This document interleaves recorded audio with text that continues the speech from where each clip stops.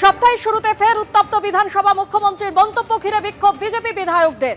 কেন্দ্রীয় বঞ্চনা নিয়ে মুখ্যমন্ত্রীর বলার সময় বিক্ষোভের পর সাসপেন্ড বিজেপি বিধায়ক শঙ্কর ঘোষ, মনোজ ওরাও। আরো বিস্তারিত জানতে কথা বলবো আমাদের প্রতিনিধি উজ্জ্বল মুখোপাধ্যায়ের সঙ্গে। উজ্জ্বল, কেন্দ্রীয় বঞ্চনা নিয়ে মুখ্যমন্ত্রী বলার সময় বিজেপি বিধায়করা বিক্ষোভ দেখান, ঠিক কি বলেন মুখ্যমন্ত্রী এবং সেই সময় ঠিক কি পরিস্থিতি তৈরি হয়? দেখো, আজকে মূলত দফায় দফায় বিধানসভাতে বিক্ষোভ হয়েছে। প্রথম বিক্ষোভ হয় মুখ্যমন্ত্রী মমতা বন্দ্যোপাধ্যায় যখন কেন্দ্রীয় সরকারের বঞ্চনা নিয়ে তিনি বক্তব্য রাখছিলেন। তার বক্তব্য ছিল যে রাজ্য থেকে কর আদায় করে নিয়ে চলে যায় কেন্দ্রীয় সরকার, কিন্তু রাজ্য বঞ্চিত হয়। বিশেষ করে 100 দিনের কাজের টাকা সঠিকভাবে রাজ্য সরকারকে দেওয়া তো দূরের কথা, দীর্ঘদিন ধরে সেই টাকা বন্ধ করে রেখেছে, বারবার কমিশন হয়েছে, কিন্তু অন্যান্য রাজ্যে এই টাকা তারা পেলেও পশ্চিমবাংলাকে বঞ্চনা করছে।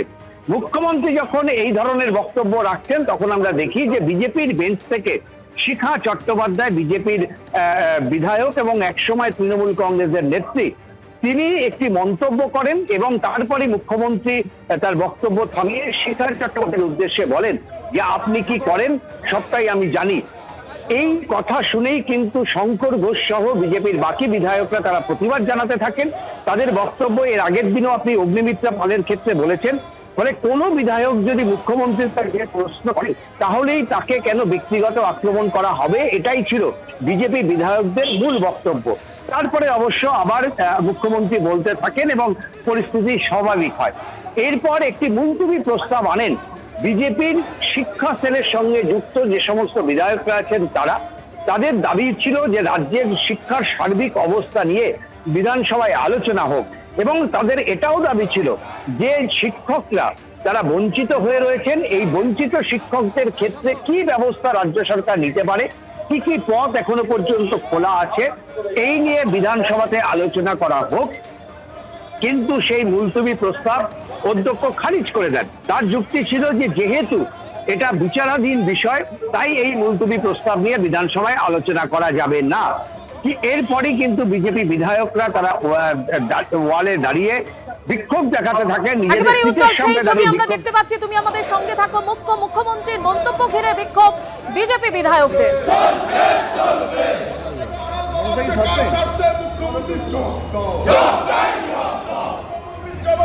শঙ্কর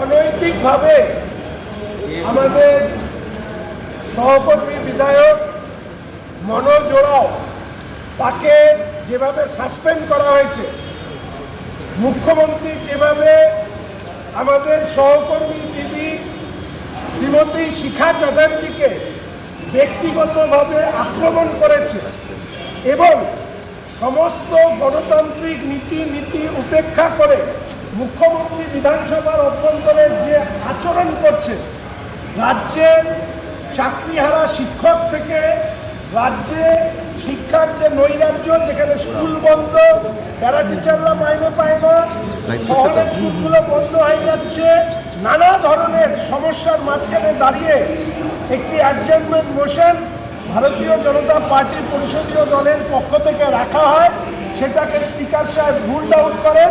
তাই নিয়ে আমরা বিক্ষোভ দেখিয়ে ওয়াকআউট করেছি।